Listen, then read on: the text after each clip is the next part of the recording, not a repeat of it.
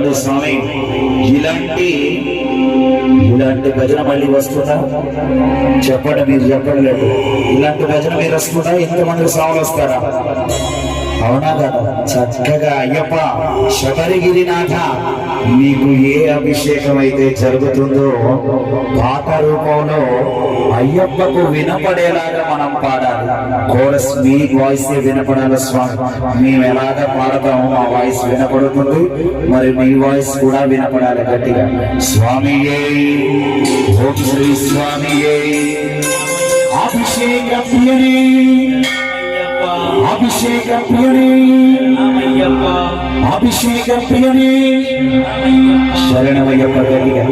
అభిషేక ప్రియనే స్వామియే, స్వామియే, అభిషేక ప్రియనే.